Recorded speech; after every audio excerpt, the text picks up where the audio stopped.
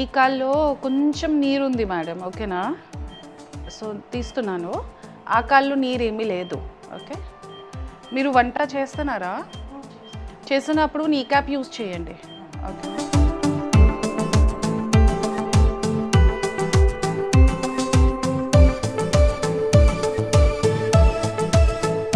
Hello viewers, ఇప్పుడు మనం ఏపియాన్ pain management centre లో ఉన్నాము. సో ఈ రోజు మనతో పాటు డాక్టర్ మీనల్ ఉన్నారు.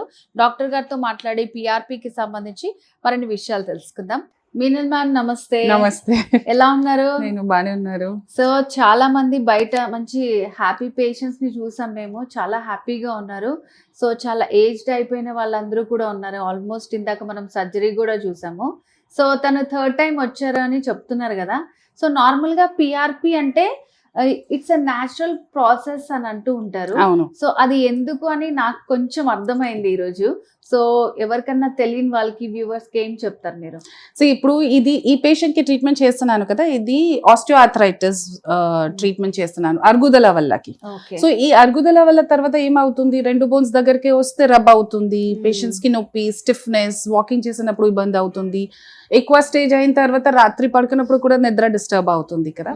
సో నొప్పి తగ్గింది కోసం ఇది చాలా మంది ఏం చేస్తున్నారు, ఫిజియోథెరపీ ట్రై చేస్తున్నారు, తర్వాత ఆయుర్వేద, హోమియోపతి, తర్వాత టాబ్లెట్స్ వల్ల సైడ్ ఎఫెక్ట్స్ అన్ని చేసిన తర్వాత సర్జరీకి భయం ఉంటే నాన్ సర్జికల్ ట్రీట్మెంట్ కోసం నా దగ్గర వస్తున్నారు.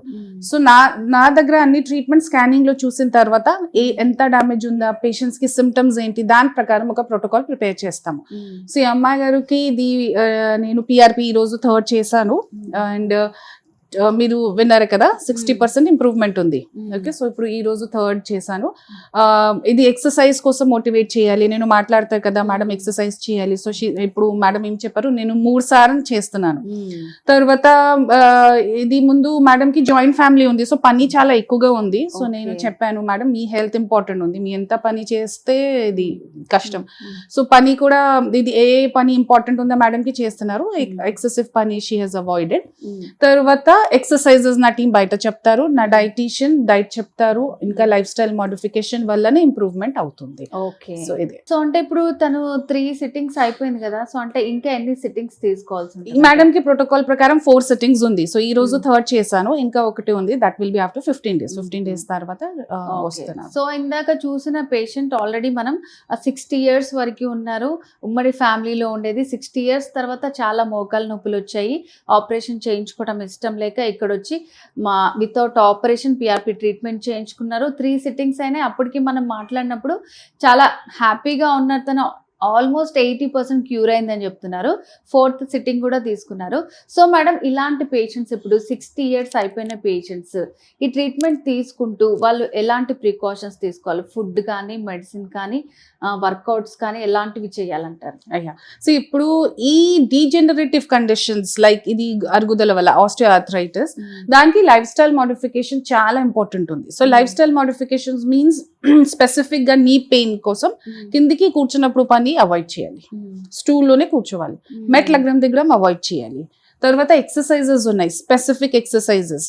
సో ఈ ప్రతి పేషెంట్ కి ఎక్సర్సైజెస్ కండిషన్ బట్టి నా టీం చెప్తారు. తర్వాత బరువు ఎక్కువ ఉంటే బరువు తగ్గాల, సో దానికోసం నా డైటీషియన్స్ చెప్తారు.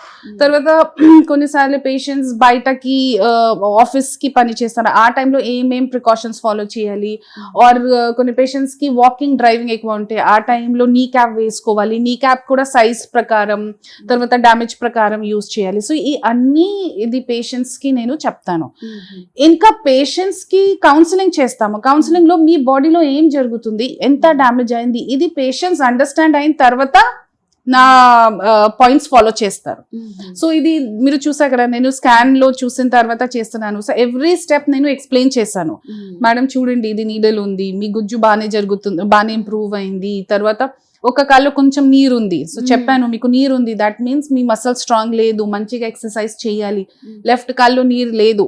సో దాని ప్రకారం పేషెంట్స్ కి చెప్తే అర్థం అవుతుంది నాకు ఎవ్రీ స్టెప్ లో. సో నా దగ్గర పేషెంట్స్ ఎంత అది కాన్షియస్ గా, మేడం ఎంత ఇంప్రూవ్మెంట్ అయింది నాకు చూపించండి, ఏమేం జరుగుతుంది. సో ఇది పేషెంట్స్ కి అర్థం అవుతుందా, నాకు కూడా అర్థం అవుతుందా.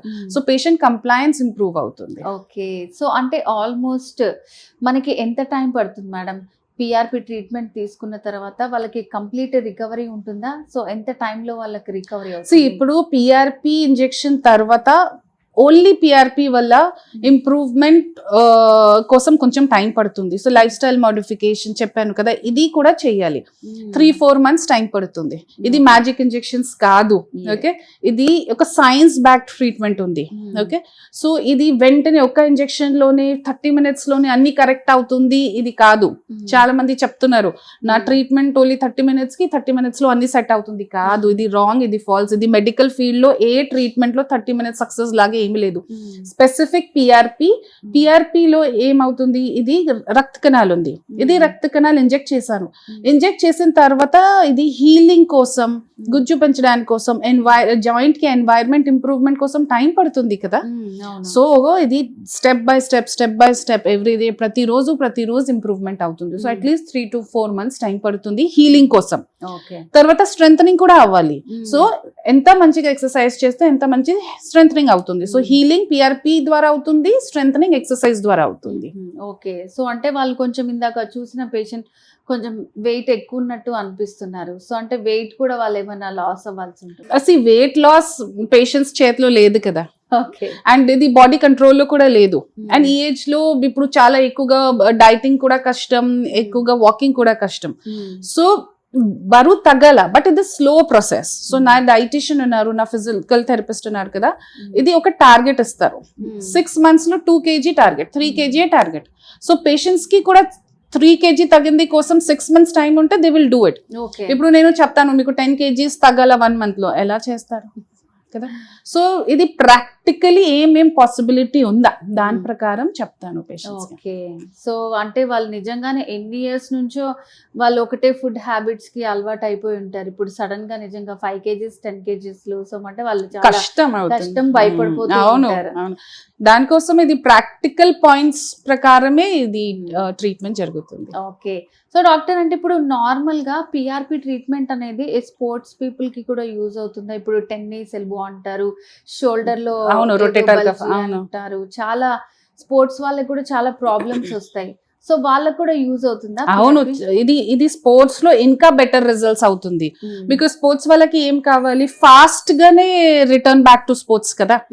సో ఇది జిమ్ ఇంజరీస్, కొన్నిసార్లు వెయిట్ లిఫ్టింగ్ చేసిన తర్వాత జిమ్ ఇంజరీస్ వల్ల ఉన్నారు. తర్వాత కొన్ని పేషెంట్స్ కి యంగ్ ఏజ్ లోనే బ్యాడ్మింటన్, షటిల్ వల్ల ఇది shoulder, tennis elbow, planter fascia అన్ని ఉంది కదా. సో ఇది హీలింగ్ కోసం అగైన్ సర్జరీ కూడా కష్టం, బికాస్ సర్జరీ తర్వాత they take long time to return back to sports.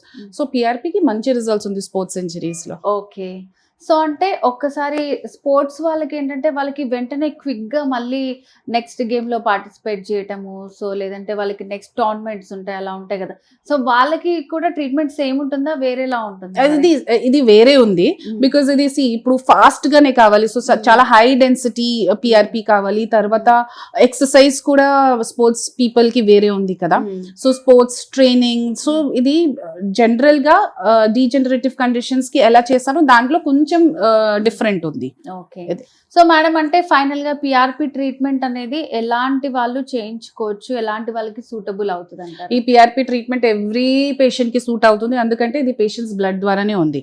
Only కొన్ని పేషెంట్స్ కి ప్లేట్లెట్ కౌంట్ తక్కువ ఉంటే, ఆర్ యాక్టివ్ క్యాన్సర్ ఉంటే, ఆర్ కొన్ని ఇన్ఫెక్షన్ ఉంటే ఆ టైంలో చేయలేను.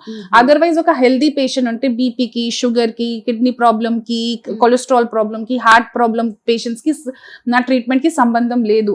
అన్ని పేషెంట్స్ కి ఈ ఆల్ కండిషన్స్ లో పిఆర్పి సూట్ అవుతుంది. ఓకే మేడం, సో పిఆర్పి కి సంబంధించి చాలా మంచి ఇన్ఫర్మేషన్ ఇచ్చారు. Thank you so much. So viewers చూసారు కదండి, ఇక్కడ మనకి ఎపియాన్ పెయిన్ రిలీఫ్ సెంటర్ లో చాలా మంది ట్రీట్మెంట్ తీసుకున్న హ్యాపీ పేషెంట్స్ అంతా ఉన్నారు. సో మరి మీ వాళ్ళలో ఎవరికైనా మోకాళ్ళ నొప్పులతో బాధపడుతున్నా, లేకపోతే మీకే పెయిన్ ఉన్నా సరే కింద కనిపిస్తున్న నెంబర్ కి కాల్ చేసి పూర్తి డీటెయిల్స్ తెలుసుకోవచ్చు.